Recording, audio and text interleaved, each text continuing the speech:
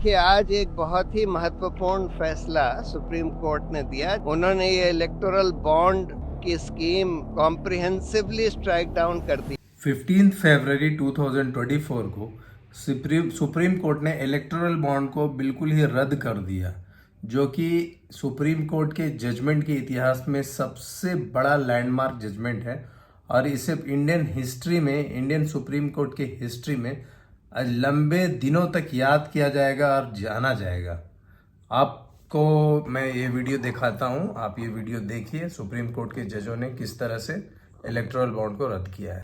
Deleting the requirement of disclosing the particulars of contributions made to political parties is unconstitutional for the following reasons. और ये होते ही सारे opposition parties ने एकदम से मोदी और बीजेपी को बैश करना शुरू कर दिया। उन्होंने कहा कि 2018 में जो इलेक्टोरल बॉन्ड्स एक्ट बीजेपी ने पार्लियामेंट में पास किया था वो कंप्लीटली इलीगल, एक बहुत बड़ा स्कैम है। इनफैक्ट ये कई सारे घोटालों का एक पूरा गुच्छा है, जिससे सिर्फ और सिर्फ बीजेपी को ही हजारों करोड़ रुपयों का फायदा मिल रहा है, जो उन्हें 2024 के इलेक्शंस में एक अनफेयर एडवांटेज दे। अब अपोजिशन पार्टी बीजेपी पे बहुत सारे एलिगेशंस लगा रहे हैं कि बीजेपी ने इलेक्टोरल बॉन्ड के थ्रू उनकी फंडिंग को रोक दिया है, और जितने भी उनके पास बीजेपी के पास पैसे हैं, कांग्रेस के पास कुछ पैसे भी नहीं है, उनके पास वो लड़ भी नहीं सकते।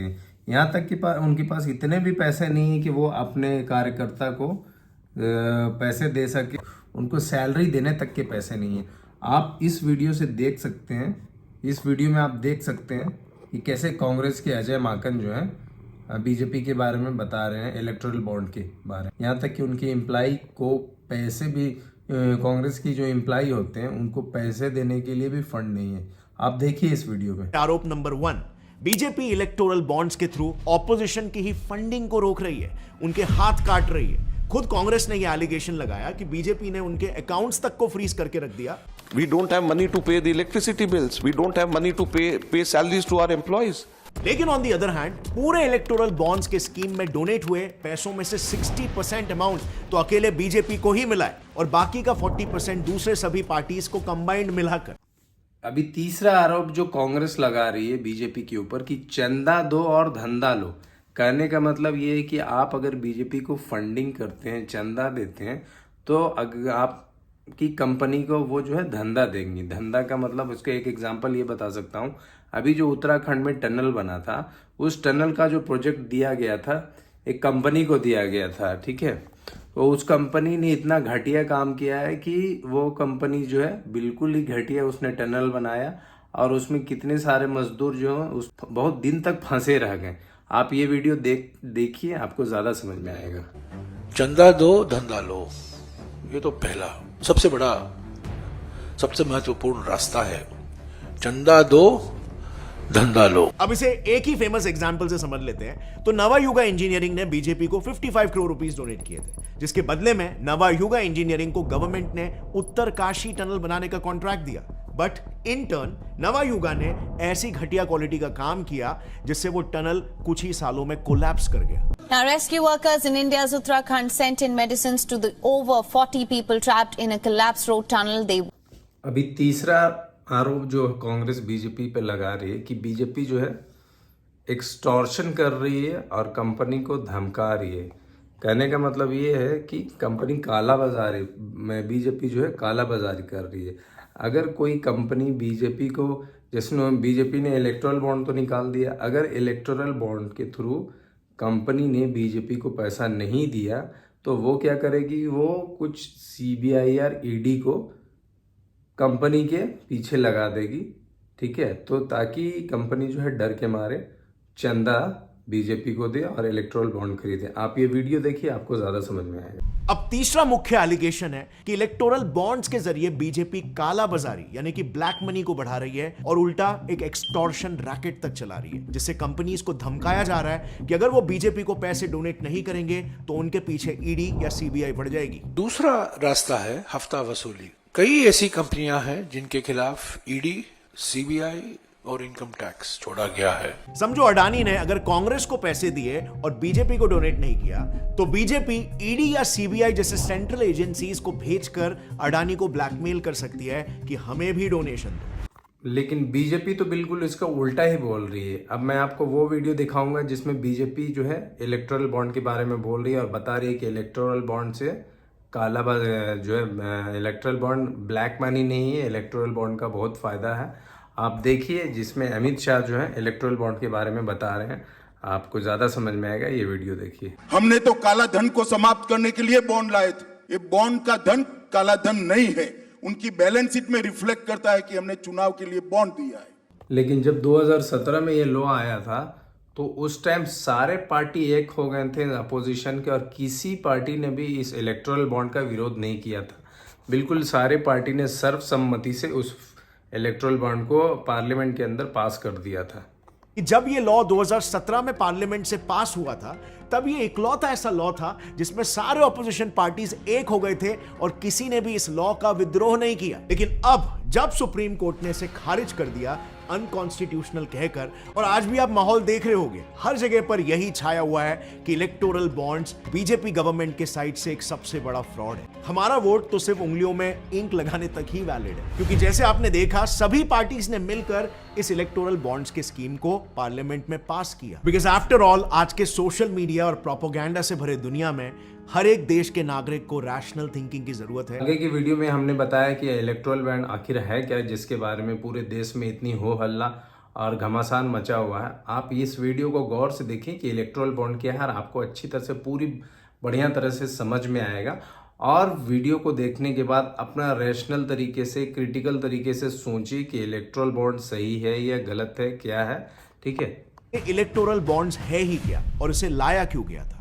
सो इस एक्ट को लाने का सबसे मेजर रीजन था इलेक्टोरल ट्रस्ट सिस्टम। अब इस पुराने सिस्टम में डोनेशंस कुछ इस तरह से दिए जाते थे। मान लो पर्सन ए या फिर कंपनी ए कांग्रेस सपोर्टर है जिसे उस पार्टी को फंडिंग देनी है, तो पहले वो अपना कोई भी XYZ ट्रस्ट बनाएगा और फिर उसमें 1 करोड़ रुपए डिपॉजिट करेगा, जो पैसे फिर वो ट्रस्ट कांग्रेस को देगा। एंड इन मोस्ट केसेस सिर्फ एक पर्सन या कंपनी नहीं बल्कि ग्रुप ऑफ कंपनीज एक ही ट्रस्ट में डिपॉजिट करती थी।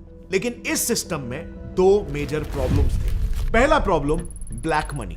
इस सिस्टम में पैसों का डिपॉजिशन कैश में भी अलाउड था और इसीलिए ज्यादातर कंपनीज अपना ब्लैक मनी व्हाइट या लीगल बनाने के लिए ट्रस्ट में पैसे डाल रही थी। दूसरा मुख्य प्रॉब्लम था नो सेफ्टी फॉर डोनर।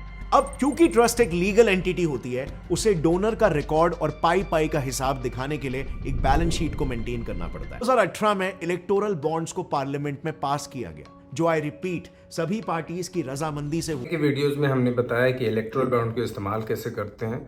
आप ये वीडियो अच्छे गौर से देखिए और समझिए कि इलेक्टोरल बॉन्ड को इस्तेमाल कैसे करते हैं और ये कैसे काम करता है। अब इसे इस्तेमाल कैसे करते हैं, चलो एक एग्जांपल से समझ। पर आपने पैसे देकर कुछ टिकट्स खरीदे, फिर आपने कुछ टिकट से एयर हॉकी खेला, कुछ टिकट से बॉलिंग खेला, तो कुछ टिकट से बम्पर कार। सबसे पहले आप जाओगे SBI ब्रांच में, वहां पर आप अपने हिसाब से 1000 रुपए से लेकर 1 करोड़ रुपए तक के इलेक्टोरल बॉन्ड्स को खरीद सकते हो और फिर उसे अपनी मन पसंदीदा पार्टी के ऑफिस में सबमिट कर सकते हो। और फिर उस पार्टी के पास 15 दिन का समय होता है उस पैसे को रिडीम या एनकैश कराने का, और इसी लीगल तरीके से आपके पैसे as a fund legally party के ऑफिशियल अकाउंट में डिपॉजिट हो। अब पहले जो ट्रांजैक्शन मल्टीपल ट्रस्ट के थ्रू हो रहे थे वो अब सिर्फ और सिर्फ SBI के थ्रू होंगे। सो इसका मतलब अब कोई भी पर्सन या ऑपोजिशन पार्टी RTI फाइल करके SBI का बैलेंस शीट चेक करके डोनर को आइडेंटिफाई नहीं कर सकते। पहले किसी भी मोड चेक, ऑनलाइन कैश या गिफ्ट या इवन ज्वेलरी से होता था, उसे चेंज करके सिर्फ और सिर्फ चेक और ऑनलाइन ट्रांजैक्शंस कर दिया गया। बस इसीलिए ये बिल पार्लियामेंट में पास किया गया और 2018 से 2024 तक मतलब 6 सालों तक चला।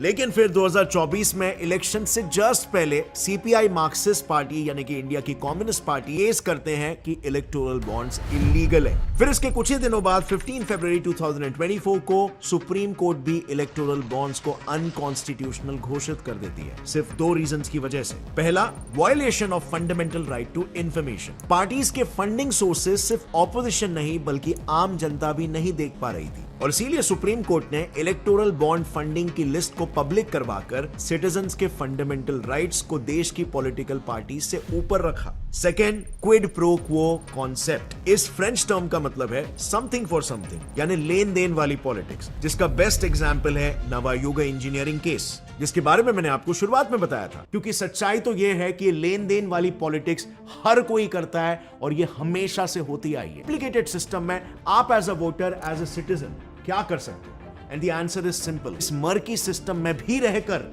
ज्यादा डेवलपमेंट किया है। और ये मैं आपको नहीं बताऊंगा, आप खुद से सर्च करना, डेटा निकालना, स्टडी करना और उसके बाद ही अपना बहुमूल्य वोट किसी को देना। आपको ऑब्जर्व करना है कि आपके एरिया में कौन सी पार्टी है और उनके आने के बाद से आपके एरिया में क्या डेवलपमेंट हुआ है, इंफ्रास्ट्रक्चर का और पॉलिसी। सुप्रीम कोर्ट ने एक बहुत ही सही डिसीजन लिया। हमारे फंडामेंटल राइट्स को, राइट टू इंफॉर्मेशन के राइट, डेफिनेटली सुप्रीम कोर्ट का स्टैंड यहां पर बिल्कुल। इंडिया के पॉलिटिकल सिस्टम को अब तक कोई बढ़िया सा सोल्यूशन नहीं मिला और ये सब हो रहा है तब जब 2024 इलेक्शंस बिल्कुल सर पर। एनोनिमस फंडिंग्स और ब्लैक मनी के पंप होने के चांसेस कितने बड़े। अब कौन सी पार्टी को कहां से कितने पैसे आ रहे हैं इसका कोई अता पता नहीं होगा। फॉरेन से अंधाधुंध काला पैसा इंडिया में पंप हो, सारी पॉलिटिकल पार्टीज एक दूसरे पर ब्लेम गेम करने में लग गई है। और मेरे हिसाब से जब तक इस देश की जनता सिर्फ एजुकेटेड नहीं बल्कि सही में अवेयर नहीं होती इन टैक्टिक्स को लेकर, ये सारे पॉलिटिशियंस हमें अपने फायदे के हिसाब से मैनिपुलेट करते ही रहेंगे। उनका कोई हिसाब नहीं कि पैसे कहां से आ रहे हैं और पैसे कितने आ रहे हैं और क्या वो ब्लैक मनी है या फंडिंग्स कहां से आते हैं और काइंड ऑफ बिजनेसमैन ही दुनिया को, अपने देश को कितना इन्फ्लुएंस कर सकते हैं। और कर को भी लेकर इतने प्रोटेस्ट होने लगे, दोनों साइड्स ने एक दूसरे को ब्लेम करना शुरू कर दिया और कुछ ऐसे सेलिब्रिटीज भी ब्लाइंड विद्रोह में लग गए जिन्होंने सीएए का सी भी नहीं पढ़ा था। आपने एक्ट पढ़ा है जरा, मैं आपके लिए एक्ट लेकर आई। मैंने रेलेवेंट सेक्शंस पढ़े हैं, don't want to discuss details right now and scream on top of my voice. If everything was okay, why would so many people be concerned? बिना पढ़े, बिना समझे, बस अंधाधुंध सीएए को। अब ये सीएए फंडामेंटली क्या है, ये नया अमेंडमेंट क्या था, क्या ये एंटी मुस्लिम या एंटी माइनॉरिटी है? फ्रेंड्स, आज के लिए इतना ही। और प्लीज बताइए कि ये मेरा वीडियो जो इलेक्टोरल बॉन्ड के ऊपर मैंने बनाया है वो कैसा लगा और इसमें आप और क्या चाहते हैं इलेक्टोरल बॉन्ड के बारे में। अगर आपको और कुछ ज्यादा चाहिए, इलेक्टोरल बॉन्ड के बारे में और कुछ ज़्यादा जानकारी चाहिए तो प्लीज़ कमेंट में बताइए, लिखिए। डेफिनेटली मैं आपके कमेंट्स के हिसाब से इलेक्टोरल बॉन्ड के ऊपर एक और वीडियो बना दूंगा। तो चलिए मिलते हैं किसी और वीडियो में, तब तक के लिए दीजिए मुझे इजाज़त। और हाँ, मेरे चैनल पर नए हैं तो मेरे चैनल को प्लीज़ सब्सक्राइब कीजिए। तब तक के लिए जय हिंद।